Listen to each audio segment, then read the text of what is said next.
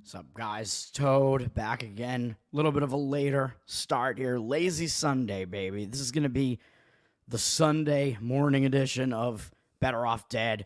Go watch my NFL video. I don't talk NFL that much on this morning video. I have a separate NFL video, which I did last night. Thanks for everybody who was hanging out in the chat with me on that one last night. Go check that out.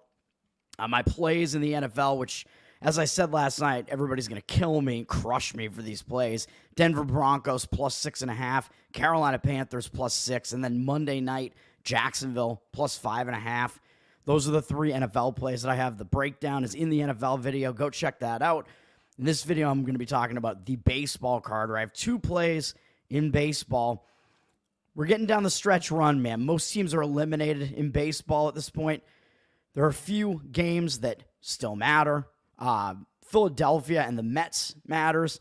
Philadelphia, they're down from minus 149 to minus 142 as a road favorite. So the odds makers are really telling you they don't like Tyler McGill for the Mets there as a starting pitcher. They like Zach Wheeler, and why wouldn't you? I mean, Wheeler has the way better numbers. 82% of the tickets coming in on the Phillies, 91% of the cash on the Phillies. Phillies are public, but they're getting more of the cash coming in on them than the tickets.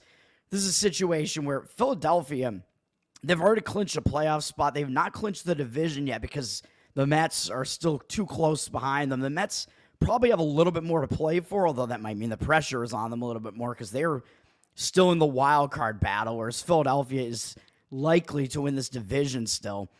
Both teams still, I think, are going to show up and want to win this game. Zach Wheeler obviously has been really great on the season. 2.56 ERA, 0.95 whip. And against the Mets, he does not do as well, however. 144 at bat sample size here.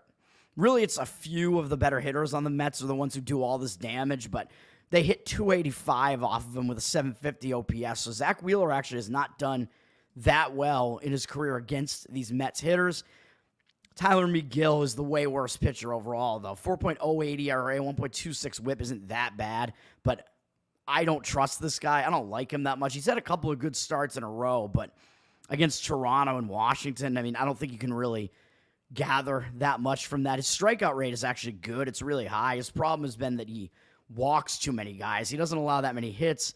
Against Philadelphia, he has actually done well against them, though. In 72 at-bats, 20-5 strikeout walk ratio, holding him to a 208 batting average and 607 OPS. So, based on the starting pitching matchup here, I would actually somewhat lean to the Mets based on that, plus the extra motivation that the Mets probably have there. So, the public, I think, has this one wrong, in my opinion. I think it's just too heavy a favorite, even though Wheeler is the better of the two pitchers. I think he's being overvalued in that number a little bit. Minnesota-Boston, I was going to have a play yesterday on the Minnesota-Boston game, thinking, well, the Red Sox are dead. They just are really bad at home. They're the last team that's not eliminated yet in the American League at this point, and they're behind everybody else. They're behind Detroit now. They're behind Seattle. I think the Red Sox just don't think that they know they're not going to make the playoffs. They would have to win every single game that's left, by the way. And by the way, Kansas City, which I guess I'll mention them in a second, has lost like 6 or 7 games in a row. So there's been an opportunity there with Kansas City losing so many games recently for some other American League team to rise up, and it has been Detroit and not the Red Sox. So thank you to my Red Sox for just not playing well at all and playing with absolutely no motivation or heart. But the starting pitching matchup that I liked for Minnesota yesterday, it has shifted now because the game got rained out. It was a very rainy day here in Boston. So that was going to be Pablo Lopez, who does pretty well against Boston in his career and has really good numbers overall. He's probably the best. Well, he's the second best starter in Minnesota's rotation behind Ober, in my opinion. They're both really good. It was going to be him against Cutter Crawford, who does not do well against Minnesota, but now they've been split up. So the afternoon game, which is going to be an early one at 12:35 Eastern, because these teams have to get out of here and go on the road. So 12:35, and the second game's probably, I was going to say like 4:30. It's actually at 5:30. Pablo Lopez is now up against Nick Pivetta. Nick Pivetta is better than Cutter Crawford is at the very least. So that I think makes me not want to actually come in and play the Minnesota side now that the starting pitching matchup is this. Pivetta does a little bit better against Minnesota than Crawford does. The line has flipped big time, though. Minnesota started as a plus 115 underdog. I think that was probably because the starting pitchers had not been announced yet, and now they're up to a minus 138 road favorite, though. Probably Minnesota had slated somebody else to start and then announced that Lopez would start this one. That's probably why. So now they are really public, though, in this game. 94% of tickets, 85% of the cash. So I would not want to play on a Minnesota team that's that public against Nick Pivetta, who should probably put in at least a decent performance, I would think. But I don't know. I mean, I don't want anything to do with Boston. I can't touch Boston with them basically being out of it at this point. And I don't want to take them in this other game either. Minnesota, the odds look like the market looks like it's indicating on Minnesota more in the second game, up from minus 105 to minus 113. So you actually get a cheaper price on Minnesota in the second game because their starting pitcher isn't as good and is definitely not as proven. But you get, it looks like 75% of the tickets are on Minnesota now, and the cash evenly split 50-50, which just completely flipped because I just saw 57% of the tickets on Minnesota 2 seconds ago. You guys just saw that flip. Those numbers, I don't know what, like a bunch of new information just came in, I guess, and pregame just updated its board. I don't know. But Zebby Matthews is a rookie pitcher from Minnesota, and he's got good stuff. I mean, he's shown glimpses of being good, but he's also shown glimpses of not being very good. Red Sox have never seen him before, though, so Matthews could have a little bit of an edge there because the Red Sox have never seen him before, whereas Cutter Crawford, as I mentioned, really does not have good stats against the Minnesota Twins. So I would still probably not want anything to do with Boston. I would lean to Minnesota, actually more strongly in the second game than the first game probably, based on the fact that it's a cheaper price, but don't want to really do it. Don't want to touch it. You got this interleague game between San Francisco and Kansas City. I would lean to an under in this one. In Kansas City, I don't know what is going on with them, but they just can't win a game right now. I believe they got swept by the Detroit Tigers, who are now right in the thick of the wild card race, and now they're on the verge of getting swept by San Francisco. But I like the total in this one. I like the under in this one. This is Blake Snell pitching on the side of the San Francisco Giants. He's been quite good since he came back from injury. He had a rough start to the season. I think he maybe was pitching injured. And then when he came back, he's been like the Snell of old. He's been really good since he's come back, not allowing more than 3 earned runs in any start. And I think if you take that one start out on the road against Washington, he hasn't allowed more than 2 in any other starts. He's been completely dominant pretty much. And against Kansas City, his numbers are not as good as you would think, but they're not bad. It's 76 at-bat sample size, 250 batting average, 721 OPS. So that wouldn't keep me off of like playing an under in this one necessarily. I just don't think it's necessarily the strongest play either. And Seth Lugo on the other side is putting together a good season for the Kansas City Royals. Low ERA, low whip, but his recent form maybe not as good, although it was really just this one bad start against Detroit. He was coming off a really nice start against the Yankees, shutting them out for 7 innings. So maybe that Detroit start's a little bit of an outlier. Maybe he'll bounce back because he's definitely a veteran pitcher who's used to pitching for a full Major League Baseball season. So I would kind of expect him to bounce back. So again, lean to the under in this one. His numbers against the Giants are quite good in 35 at-bats, holding him to a 171 batting average and 523 OPS. So I do like the under in that one. It's down from 7.5 juice to the over all the way to 7 juice to the under. Don't really see much from the market percentages here yet, but the line looks like it is dropping. It looks like it is headed towards that under. So lean to the under in that one. I do have an under today, but it's in a different game that I like better. What's up, Aaron? You like the Green Bay Packers?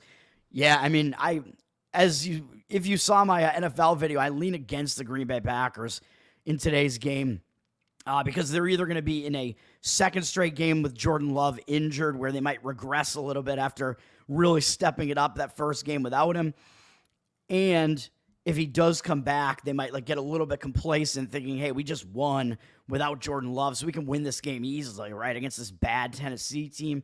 Tennessee, I mean, they're 0-2. They're on the brink, so I expect Tennessee to show up in that one.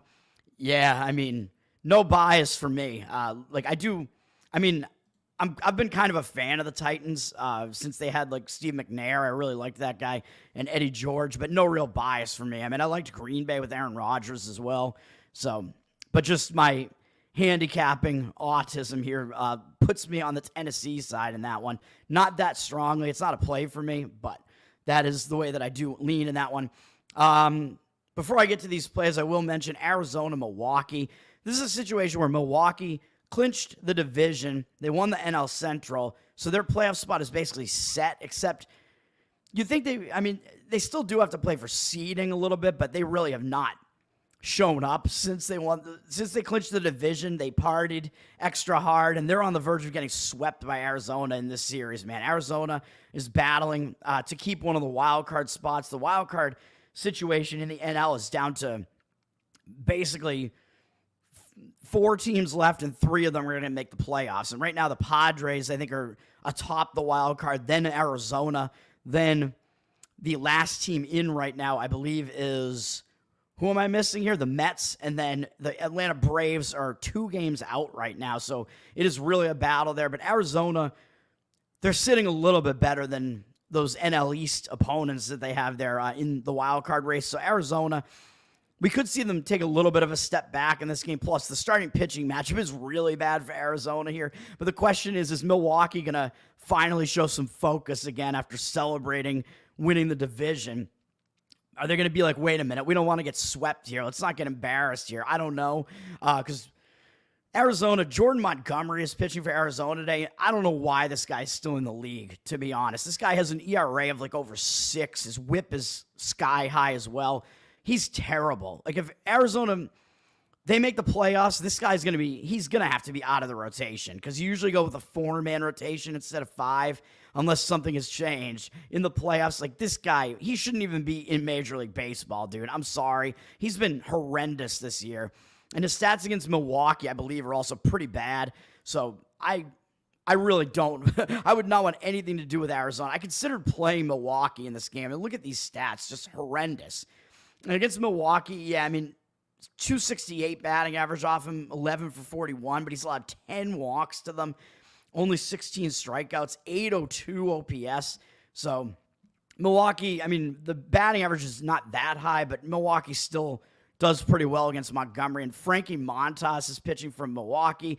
They got him, I believe, this year in a trade from the Cincinnati Reds. He's at least better than Jordan Montgomery, even though his whip not very good, 1.34, 4.5 ERA. He's been pitching okay for a while. He's been consistent in kind of mediocrity, not allowing more than 4 earned runs in any start. Going back to his last start with Atlanta, that was the case, although that was still a bad start, putting 13 men on base and 4 1/3. That's not going to get it done, but since he's been on Milwaukee, I think that kind of pumped him up. A lot of times you can see this. I mentioned it with Kikuchi on Houston. When a guy is on a team that's not going to contend this year and they get traded to a contender, you can see them step up their play a little bit. And that may be the case here with Montas since he got traded to Milwaukee.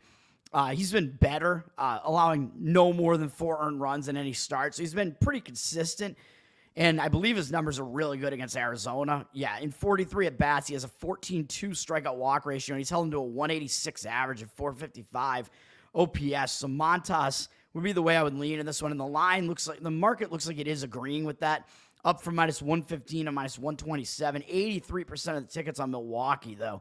Milwaukee is public. I mean, the public might be on to how bad Jordan Montgomery is, and 87% of the cash also on Milwaukee. So I do lean to Milwaukee in that one to avoid the sweep there, but I don't know if I want to fade like a motivation discrepancy like that, where Arizona does still have more to play for than Milwaukee does. But this starting pitching matchup, oh boy, it's bad for the Arizona side there. And then yeah, I guess I'll get to my plays. I don't know if there were any other games I was going to mention. Well, Seattle, Texas has actually become a big game now because Seattle's in the thick of the wild card race here.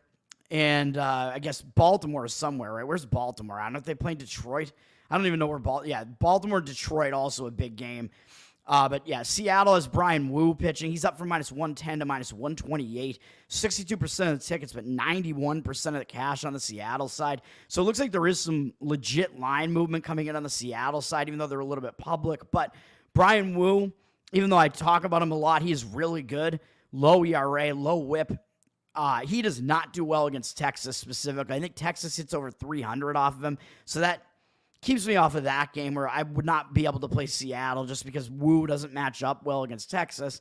Andrew Heaney has somewhat better numbers against Seattle, but I don't think his numbers are that good either against Seattle. So it was crazy. I was potentially considering an over in a Brian Wu game, but it's not in Seattle at the very least, but I'm not touching it. The total's down from 8 to 7, basically, or 8 to 7.5, excuse me, both juiced to the over.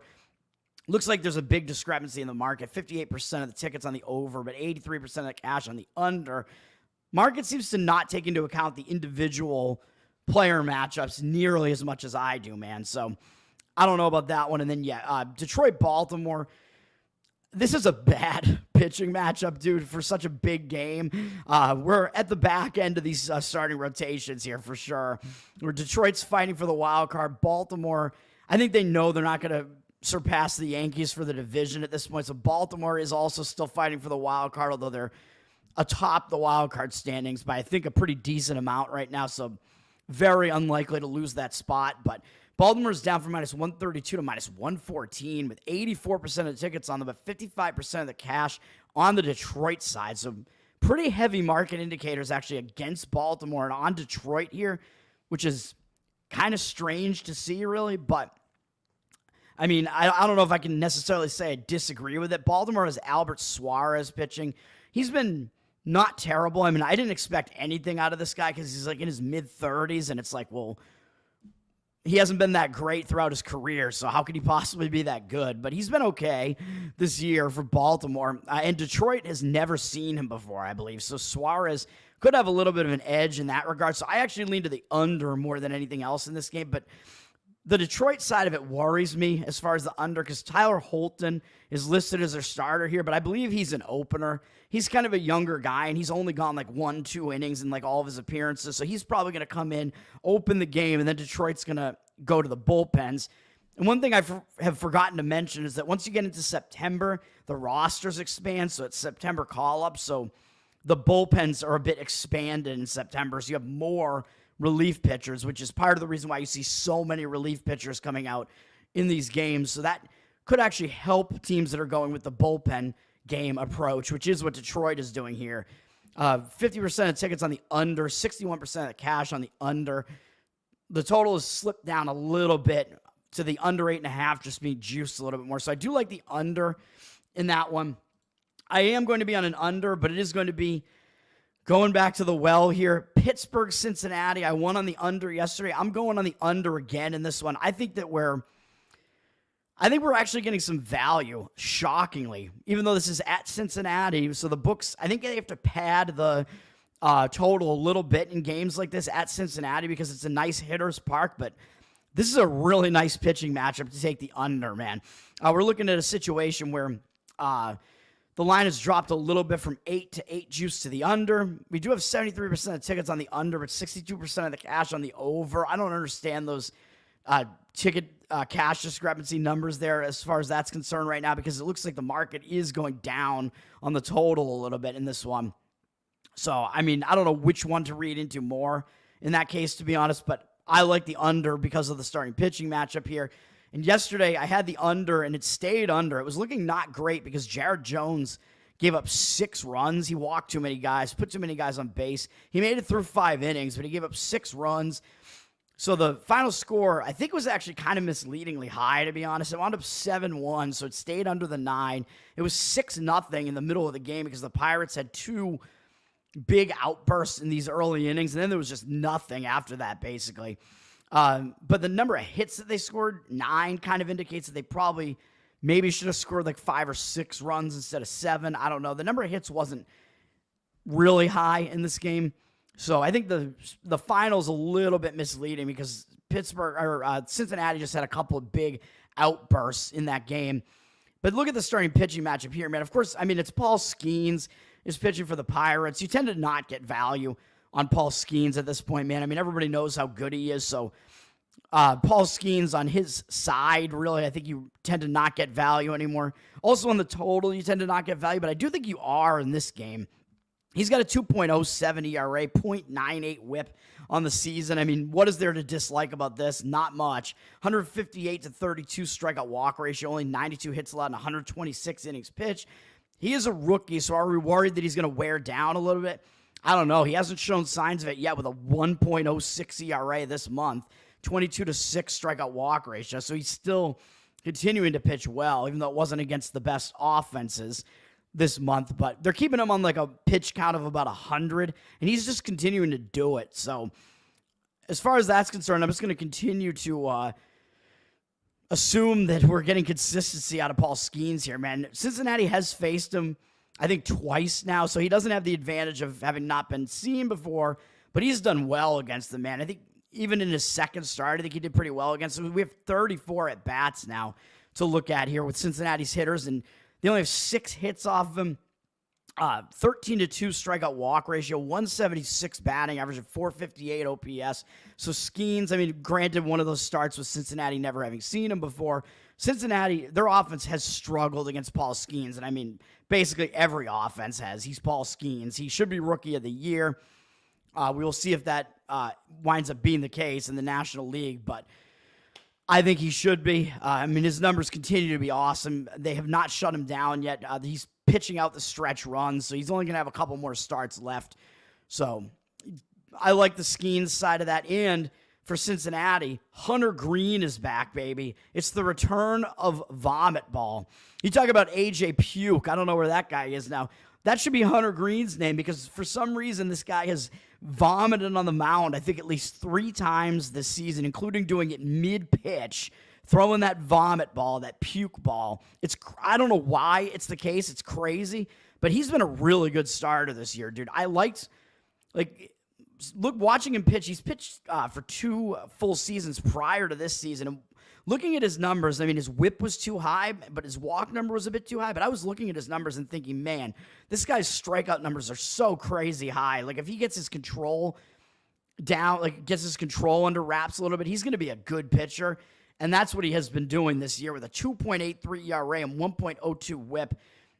He's turning into what I thought he might be able to. He's been really good this season. 162 strikeouts, 53 walks is still a little bit high, but he's somehow only allowed 11 home runs in a pitcher-unfriendly park, to say the least. 93 hits and 143 and a third innings pitch is crazy, dude. He is one of the more unhittable pitchers in baseball. That number of hits is so low for that amount of innings pitched, so that kind of counteracts the wildness a little bit. He's just unhittable, basically, and striking out a ton of guys. He's been really, really good for most of the season. Going all the way back to June 30th, he has not allowed more than 3 earned runs in any start, and that was a start against Miami on the road. And if you take that one out, he has not allowed more than 2 earned runs in any of those starts. Actually, I guess 1, because the one appearance where he allowed 2 earned runs was in the stupid All-Star game. So if you throw that out and throw the Miami start out, going all the way back to June 30th, he's allowed 1 or 0 earned runs in every single start.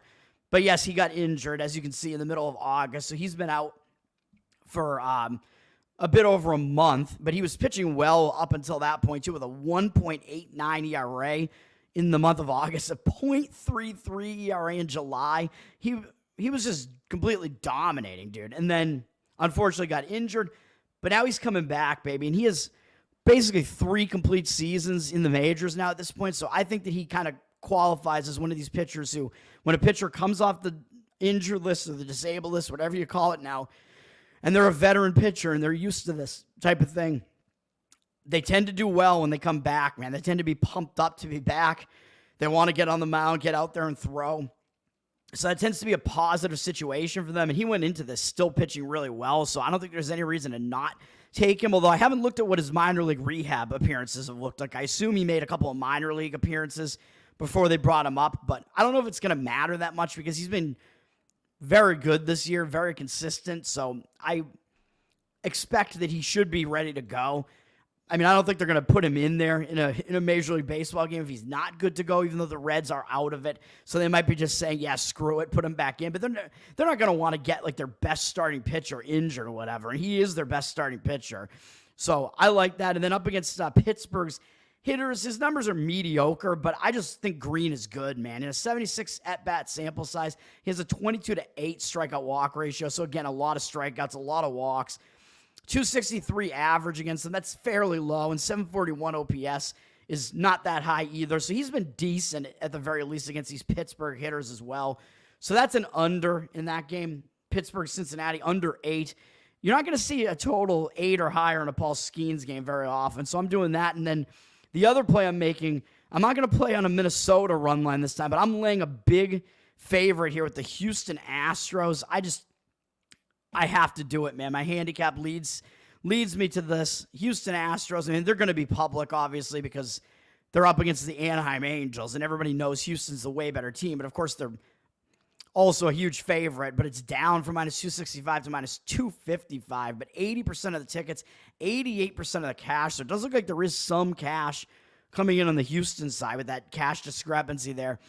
And I agree with it. I mean, I don't think the public is going to tend to come in that heavily on a huge favorite like this, having to lay a huge money line price or even laying a run line like I am at minus 130 on it. That's still kind of a price to lay. I mean, you could look to maybe lay minus 2 on an alternate run line if you can find it out there to kind of knock that price down a little bit more, down to like the plus 100 range or something like that is probably where it would be. I don't know exactly where it would be, but something in that range. But I think this is a big mismatch with Houston, man. I mean, that's not saying much. Everybody knows that Houston is way better than Anaheim. I mean, Houston, they're on the verge of the sweep, but I don't know if that's really going to motivate Anaheim that much necessarily, because Anaheim, I mean, they know they're out of it, so they're just kind of playing out the stretch run. Sure, they want to win a game against Houston. I mean, Houston's a division rival of theirs, but I don't know if they even have that much of the capability to do so. And the starting pitching matchup, I think, is a huge mismatch in this game as well. Houston still has something to play for, because I mean, they're sitting pretty well atop the division. They're very likely to win the division, but they want to make sure that they seal it off and clinch this division, man, with Seattle still hanging around there. Houston still has a little bit to play for here, but they've also dominated Anaheim recently, man. They played 2 series against Anaheim recently, and they've covered on the minus 1.5 run line in all 6 games so far. Although, of course, they won by 2 runs exactly in a lot of these games. In 4 of the 6, I think. Actually, 5 of the 6, they won by exactly 2 runs. But still, they've been able to do it. And then yesterday, they won by 6 in a total blowout. But, I mean, Anaheim has not shown that they can really beat this team. Houston used 3 of their relief pitchers yesterday. I don't think that's really a big deal. Angels used 4. And I think Houston's bullpen is the better bullpen anyway. I mean, Houston's all around the better team. Better bullpen, better offense. I think that's not even close. And then the starting pitching matchup, I think, is also just such a mismatch. And I think there's the motivational disparity because Houston still has a little bit to play for that I got to do it. I mean, Griffin Canning pitching for the Angels, 5.16 ERA, 1.39 whip. That's not good. His numbers are not very good. 123 to 61 strikeout walk ratio is not good. 28 home runs allowed is not very good. 164 hits and 162 and a third innings pitch isn't very good either. More than 1 hit per inning. It does not strike out a lot of guys. Walks too many guys. Gives up too many home runs. Just ugly stats overall for him. And recently he's been kind of alternating good and bad starts because, I mean, it kind of makes sense the way that starting pitchers pitch. Like, you have a bad game, you bounce back from that bad game, you pitch really well, then you're kind of in a letdown spot the next game. And he's kind of been having that trend for a bit now where he had a bad start against Atlanta, then he had a good start at Toronto, then he had kind of a bad start. I would say bad. He walked 4 guys in 5 innings against Detroit here. Bounced back, had a really good start. Surprisingly good against the Dodgers, although he still walked 4 guys in that game, so his walk number is still way too high. Then he had a complete implosion in the next game against Minnesota. That was letdown city after that big start against the Dodgers. A shockingly good win out of Anaheim in that one. Then he had a good start bouncing back against the Chicago White Sox, but the White Sox suck. The Chicago White Sox. We can call the Red Sox the Red Sox as well, man, because they definitely do. But now that would mean that if that trend continues, he's in line for a bad start again. And he's facing an offense that is not easy to face. He's got a 4.91 ERA this month, 17-9 strikeout walk ratio. None of those numbers are very good. And his numbers aren't good against Houston. Speaking of bad numbers, in an 85 at-bat sample size, he has more walks than strikeouts, 10 walks to 9 strikeouts. He's allowed 6 home runs and 14 RBIs to them. Houston has a 318 batting average and 919 OPS against him. So he has not done well against the Houston Astros. And then we look at the other side of this with Spencer Arrighetti pitching for Houston. I thought that he pitched last year because I thought I remembered his name, but I guess that's not the case. This is his rookie season. And yeah, his numbers don't look good. 4.68 ERA, 1.43 whip, 161 to 62 strikeout walk ratio, and 134 hits allowed and 136 and 2/3 innings pitched. That strikeout walk ratio isn't that great because the walk number is way too high. 20 strikeouts allowed is pretty high too, but that strikeout rate is incredibly high as well, way more than 1 strikeout per inning, and he's not allowed that many hits either, so that's pretty good. But he also, after a really bad start to the season, you can see his numbers started getting way better basically at the start of August. And in the month of August, he had a 1.95 ERA. And then so far this month, it's 5.11 with a 10.5 strikeout walk ratio. So that doesn't look good, but almost all of that was one really bad start at Cincinnati where he gave up 9 runs, but only 3 of them were earned. He walked 3 guys, didn't strike out anybody. I think that was kind of a fluke because he returned to form after that, man. Prior to that, in his 5 starts in the month of August, he struck out double-digit batters in 3 of the 5. And he was just becoming like an almost dominant pitcher at different points during that month. Not allowing more than 4 earned runs in any start against the White Sox, where maybe he just thought it was going to be easy and didn't show up to that one because it was surrounded by bigger games for him. And then after he had that bad start against Cincinnati, he bounced back nicely with a good start against Oakland, but Oakland does suck. And then he had a decent start against San Diego on the road, although it's a pitcher's park. San Diego does hit pretty well at home still. So I think that was kind of an outlier, that Cincinnati start that's kind of ruining his numbers this month. So I still like Arrighetti. I think he's a good young pitcher, man, and he obviously has really good strikeout stuff. But the one thing that puts this over the top for me is that Anaheim has never faced him before, even though he's in their division. This is his rookie season, and he has not drawn any starts against Anaheim. So I think he's going to have the edge here. Anaheim's hitters, they're not that good, and they have not seen Arrighetti before. So he should have a little bit of an edge early on. I mean, we talk about him bouncing back. Oh, yeah, but it was against a weak offense in Oakland. Yeah, but San Diego's not a weak offense. Anaheim is a weak offense. So I like Arrighetti a lot more in this matchup than Griffin Canning. I think it's a big mismatch. I think Houston has the all-around edge in this game. Starting pitching, bullpen rest, motivation, and hitting. I think all are on the side of Houston in this one. So I like Houston. And remember, Houston, I think there is still like seeding to be concerned about too. Like I think potentially could still have the number 1 seed in the American League, right? I don't know what the Yankees' record is, but I think it's close. So we will see about that. That's going to do it for me, man. Go watch my NFL video as well. So these plays one more time. Pittsburgh, Cincinnati in Major League Baseball, under 8. Houston Astros, -1.5, but you have to lay -130 on it. My NFL plays Denver +6.5, Carolina +6, Jacksonville +5.5. You can go check those. Check out the NFL video, which I put up last night. I streamed it last night. Thanks for hanging out, guys. I'm Tower Gang Toad. Johnny Leach, you keep telling me to put a girl on. I was going to get Benzo Barbie, man, to be my co-host, but I've not talked to her in quite a while now at this point. That would be a weird co-hosting scenario, wouldn't it? I was gonna call the show like Tits and Tips or something like that. Boobs and Bats. You guys can decide what you think the better name is for this. Oh, now I'm up to 3 viewers while I'm about to get out of here, man. Go check out my NFL video. I'm Tower Gang Toad. Thanks for hanging out, guys. Follow me on Twitter or X. Go check out the Tower Gang podcast. Obviously, we are the most offensive, hilarious podcast on the planet in human history. Every Wednesday night, 9/11. I'm not going to be on it this week, though, but we do have a good guest lined up, I believe, so you'll have to check that out. I think it's going to be a big episode, even though I will be out this week.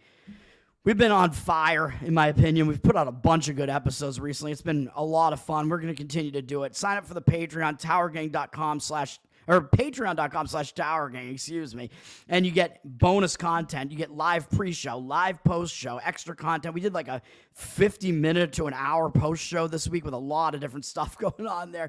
Like, I think some extra stories from me. I think we did some more Tower Gang content. There was some big brain time in there towards the end of it. It had a little bit of everything. So go do that, and you get to hang out with us in a Telegram, which I should get in there and post links to my football videos there at the very least. What's up, Johnny?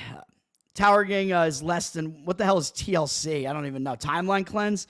All right. Well, Timeline Cleanse is half Better Off Dead. So you're saying Better Off Dead is better than, Better Off Dead's better than Tower Gang is what you're saying. I like that.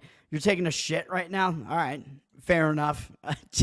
So somebody should do that live on stream, man. I'm sure it's been done before, but that seems like a very Tower Gang-esque thing to do, right? If somebody has to take a shit, they should just have their laptop like in the bathroom with them or whatever, and just be on the toilet while they're still on Tower Gang.